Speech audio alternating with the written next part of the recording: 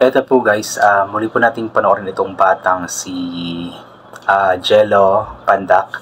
Siya po ay dating contender sa The Voice Kids 2024 sa JMB7 at kasama po niya sila Makmak tsaka si Nevin dati sa team ni Coach Pablo. So panoorin po natin itong kanyang kanta or cover song ng Ikaw Ay Ako.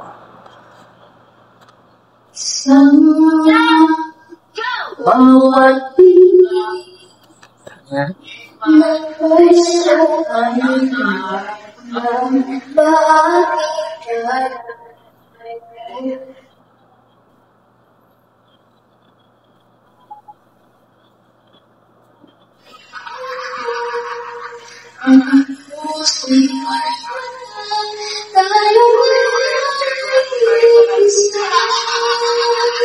Tawa.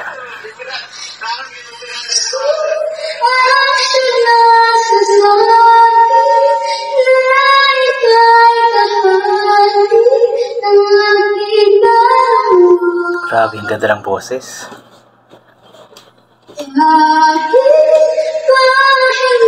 Pambabay.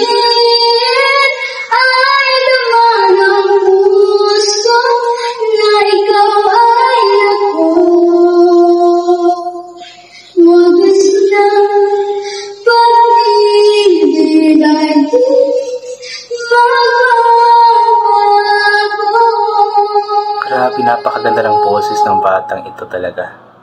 Kaya marami din talagang umahanga sa batang ito.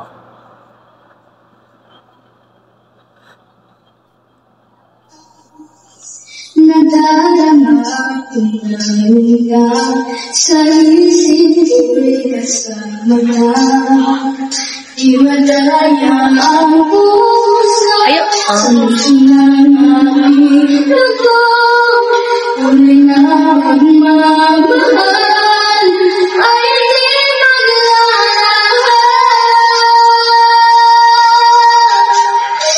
Saan siyang nasasabi na ika'y kahati ng aking dalawa.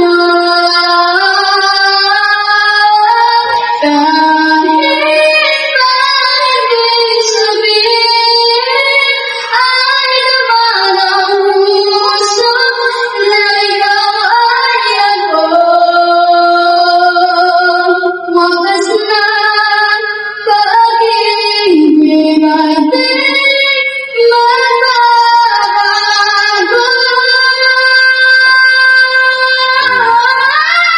Ang taas.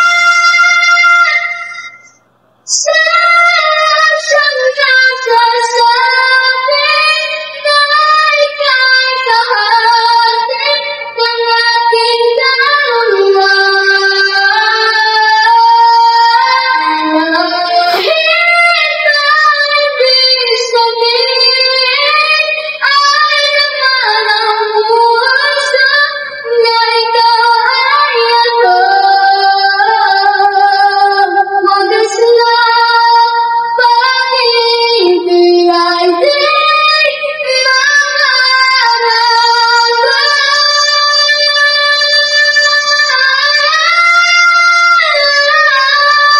Wagas na pag-ibig ay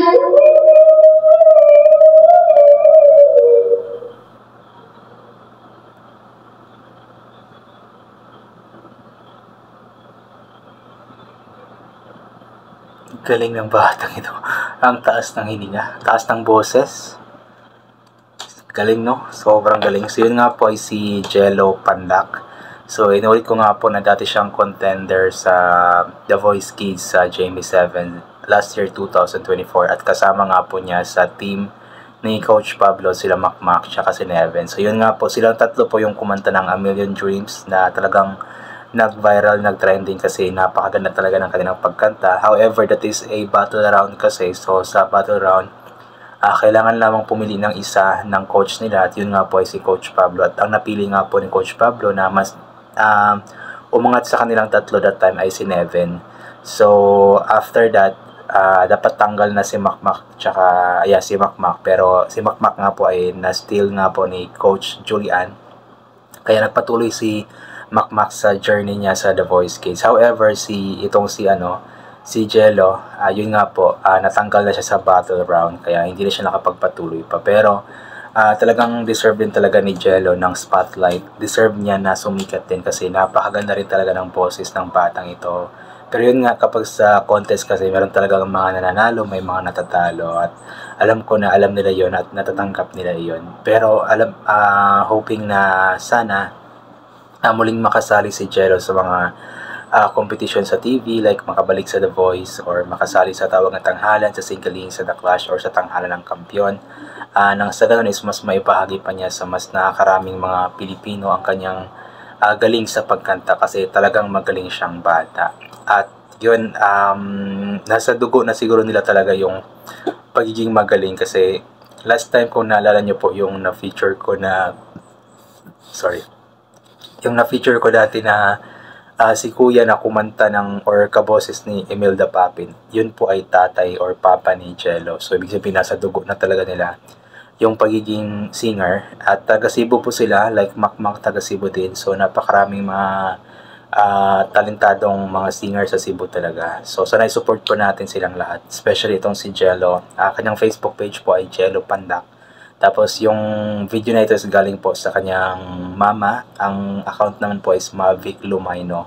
So may mga cover songs or mga videos si Jello doon. Sana i-support nyo po, i-share, mag-react ng heart, like, or care, or kung ano mang reaction na maganda. Then of course mag-comment po ng maganda nang sa ganun kapag mabasa ito ni Jello ay magkakaroon ito ng dagdag na confidence sa kanyang sarili, at the same time dagdag encouragement sa sarili para ipagpatuloy pa ang kanyang ginagawa na pagkanta-kanta kasi talagang kailangan niyang ipagpatuloy ito kasi napakagaling niya at hindi siya pwedeng tumigil. So anyway, yun, I think hanggang dito na lamang po itong gagawin ko na reaction video. So thank you so much po sa lahat ng mga palaging bumabalik sa aking YouTube channel. So inuulit ko nga po palagi na ugalin po nating magdasal, magpasalamat sa lahat ng mga bagay na ating natatanggap kahit na di man po natin ito hinihingi, kasi nga po lahat ng mga bagay na meron tayo ay kaloob sa atin ng ating Panginoon. At wala ang mga bagay na ito kung hindi dahil sa Kanya. And always bring pa yung kapote, sombrero, or anything na pwede maging proteksyon sa katawan kapag lalabas po tayo, nang sa ganun kapag mainit ay hindi po tayo mainitan, or kapag biglang umulan ay hindi po tayo mababasa ng ulan. And always take vitamin C para maboost ang ating immune system at hindi po tayo matatamaan agad-agad ng kung ano namang mga sakit-sakit, especially sa panahon ngayon na paiba-iba nga po yung napakainit tapos bila-bila na lamang pong umuulan. So once again, inuulit ko hanggang dito na lamang po muna ito. God bless po sa lahat at mag-ingat po tayo. Observe health protocols kasi may kumakalat na naman po ngayon na sakit na Mpox. So yun po. God bless and bye for now po.